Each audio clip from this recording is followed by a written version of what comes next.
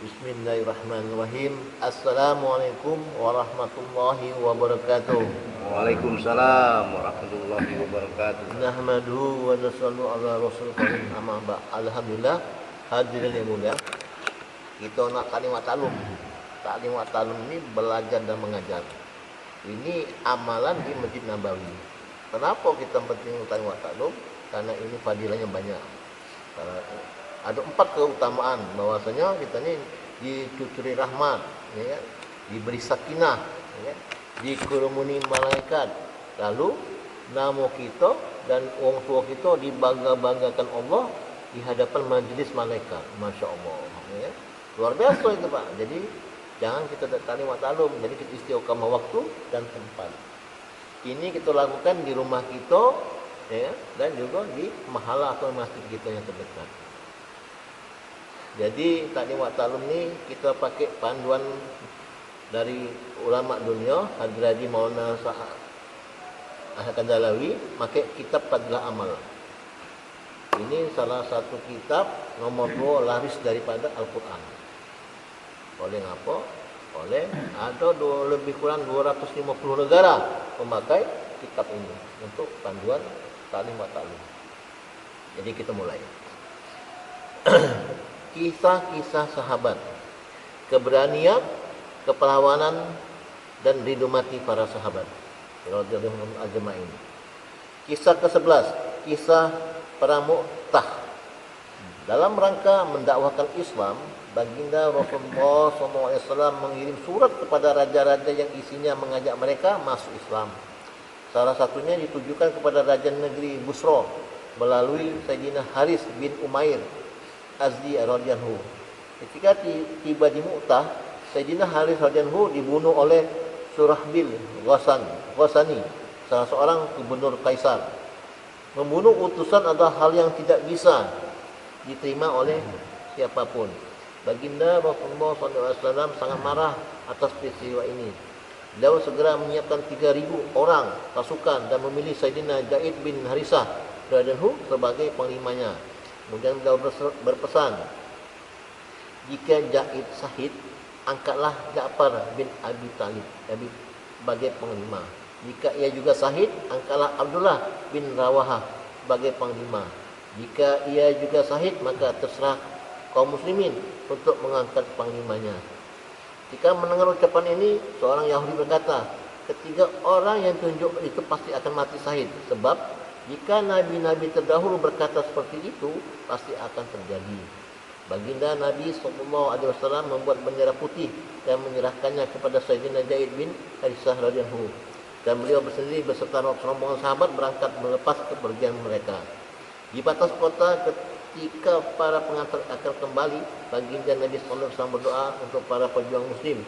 Semoga Allah SWT mengembalikan kalian dengan keselamatan dan kemenangan serta dilindungi dari segala keburukan.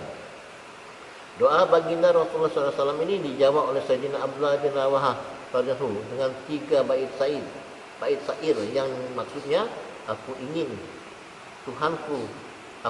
ampunan Tuhanku atas dosa-dosaku. Aku ingin sebilah pedang yang akan memancarkan darahku, atau sebilah tombak yang akan menusuk usus dan hatiku hingga memburai keluar dari perutku. Dan jika kelak orang-orang melewati kuburku, mereka akan berkata, wahai pejuang, semoga Allah memberi petunjuk dan kejayaan atasmu. Engkau betul-betul telah mendapat petunjuk dari kejayaan itu. Setelah itu berangkatlah pasukan tersebut. Ketika Surahbil Ghasani mendengar keberangkatan pasukan itu, ia pun menyiapkan 100.000 tentara untuk melawannya. Saat pasukan muslimin bergerak maju, terdengar pula berita bahwa Heraklius, Kaisar Romawi, berangkat bersama 100.000 tentaranya untuk melawan pasukan muslimin. Dengan jumlah musuh yang begitu banyak, sebagian sahabat menjadi ragu apakah terus bertempur atau memberitahu baginda Rasulullah SAW. Sayyidina Abdullah bin Rawahah radhiyallahu dengan lantang berkata, wahai para sahabatku, apa yang kalian takuti? Untuk apa kalian keluar meninggalkan rumah? Tujuan kalian adalah memperoleh syahid. Kita adalah orang-orang yang tidak bertempur dengan mengandalkan kekuatan dan banyaknya pasukan. Kita hanya berperang demi agama yang dengannya Allah SWT memuliakan kita. Majulah. Salah satu dari Salah satu dari dua kesuksesan pasti akan didapatkan, mati syahid atau menang. Mendengar kata-kata tersebut, bangkitlah semangat kaum muslimin. Mereka maju terus hingga ke Mu'tah. Terjadilah pertempuran antara kedua pasukan di Mu'tah. Pada mulanya bendera dibawa oleh Sayyidina Zaid bin Harisah radhiyallahu. Saat perang mulai berkecamuk, saudara Surabil telah terbunuh dan kawan-kawannya melarikan diri. Surabil pun lari dan bersembunyi di sebuah benteng, dan ia mengirim utusan untuk meminta bantuan kepada Heraklius. Kaisar Heraklius mengirimkan lagi pasukan bantuan, kurang lebih sebanyak 200.000 tentara, hingga pertempuran bertambah sengit. Akhirnya Sayyidina Zaid radhiyallahu mati syahid dan bendera kaum muslimin diambil oleh Sayyidina Ja'far bin Abi Thalib radhiyallahu. Lalu ia memotong kaki kudanya agar tidak terpikir olehnya untuk pulang ke rumah. Ia membaca beberapa bait syair yang artinya, hai manusia, betapa indahnya surga dan betapa indahnya mendekati surga, betapa indahnya ia, betapa sejuk airnya. Bagi orang-orang Rom telah tiba saatnya siksa, dan aku wajib untuk membuat mereka binasa. Ia menghunus pedangnya dan menerobos ke medan tempur melawan orang-orang kafir. Karena ia panglima pasukan, maka bendera berada di tangannya. Pada mulanya bendera itu dipegang dengan tangan kanannya, tetapi orang-orang kafir telah memotong tangan kanannya. Bendera itu langsung ia raih dengan tangan kirinya. Mereka pun memotong tangan kirinya. Ia segera mendekap bendera itu di dadanya dengan lengannya yang masih tersisa, sambil menggigit kain bendera itu. Lalu seseorang menebaskan pedang dari arah belakang sehingga tubuhnya terpotong menjadi dua. Masya Allah. Ia rubuh syahid ke tanah. Saat itu Sayyidina Ja'far bin Abi Thalib radhiyallahu baru umur 33 tahun. Sayyidina Abdullah bin Umar radhiyallahu berkata, setelah wafatnya, ketika mayat itu diangkat, di bagian depan tubuhnya terdapat 90 luka. Masya Allah. Kemudian orang-orang memanggil Sayyidina Abdullah bin Rawahah radhiyallahu. Ketika Sayyidina Abdullah bin Rawahah radhiyallahu sedang makan sekerat daging di sebuah sudut pasukan, karena sudah 3 hari ia tidak makan apapun, mendengar ada yang memanggilnya, ia melemparkan daging itu sambil mencaci dirinya. Hai lihatlah, Ja'far telah syahid, sedangkan kamu masih sibuk di dunia. Ia maju mengambil bendera dan berperang. Jari tangannya terluka dan terkulai hampir putus. Kemudian jari itu ia injak dengan kakinya, lalu ditariknya hingga putus. Dia buang jari yang sudah terputus itu, lalu terus maju bertempur. Di tengah kecamuk perang dan keadaan yang sulit itu, terbersit keraguan di hatinya karena tidak ada kemampuan dan kekuatan untuk melawan. Namun pikiran itu hanya terlintas sekilas. Dia segera berkata pada diri sendiri, wahai hati, apa yang masih kamu rindukan sehingga ragu? Istrikah?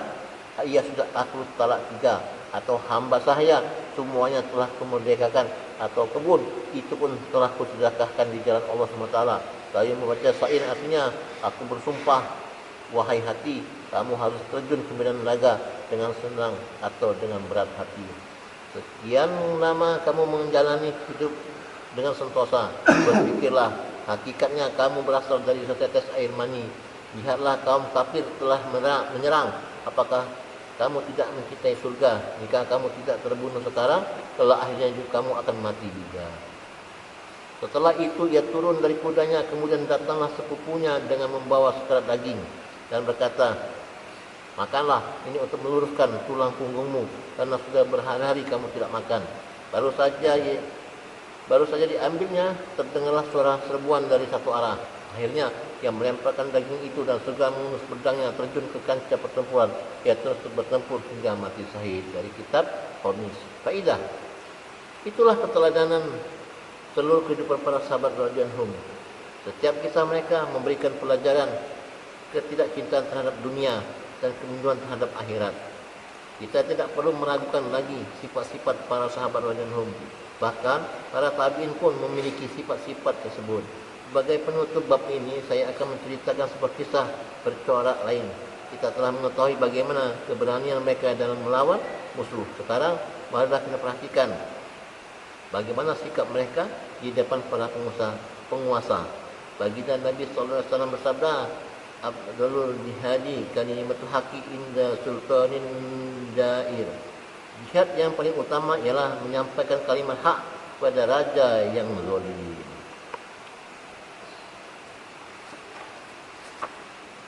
Kitab Fadilah Solat.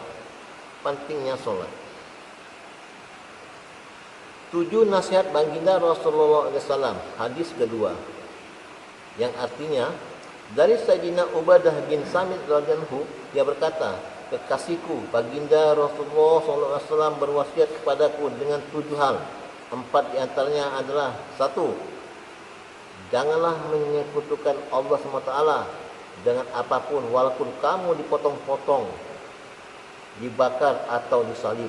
2. Janganlah meninggalkan solat dengan sengaja, karena barang siapa sengaja meninggalkan solat, sungguh ia telah keluar dari agama. 3. Janganlah bermaksiat, karena maksiat itu menyebabkan murka Allah SWT. Dan 4. Janganlah minum khamar, karena sesungguhnya ia adalah pangkal segala dosa. Hadis riwayat Tabrani dari kitab At-Taghib. Faedah: Sayyidina Abu Darda radhiyallahu juga menyebutkan hadis yang sama. Dia berkata, kekasih saya baginda Rasulullah SAW menasihat saya: 1. Jangan menyekutukan Allah SWT dengan apapun, meskipun kamu dipotong-potong dan dibakar. 2. Jangan sengaja meninggalkan solat. Barang siapa sengaja meninggalkan solat, sungguh Allah SWT akan melepasnya dari jaminannya. 3. Jangan minum khamar, sesungguhnya itu kunci sebagai keburukan. Hadis ke-8, yang artinya dari Sayyidina Abu Hurairah radhiyallahu, baginda Rasulullah SAW bersabda, perbanyaklah ucapan syahadat la ilaha illallah sebelum datang waktu kamu tidak dapat mengucapkannya. Perbanyaklah ucapan syahadat la ilaha illallah sebelum datang waktu kamu tidak dapat mengucapkannya. Hadis riwayat Abu Ya'la dari kitab At-Taghib. Faedah: jika maut tiba, maka tidak ada waktu lagi untuk beramal. Hidup di dunia ini sangat singkat. Sekarang waktunya untuk beramal dan menanam benih. Kehidupan setelah mati adalah kehidupan yang sangat panjang. Setelah kita akan memperoleh apa yang kita tanam di dunia ini.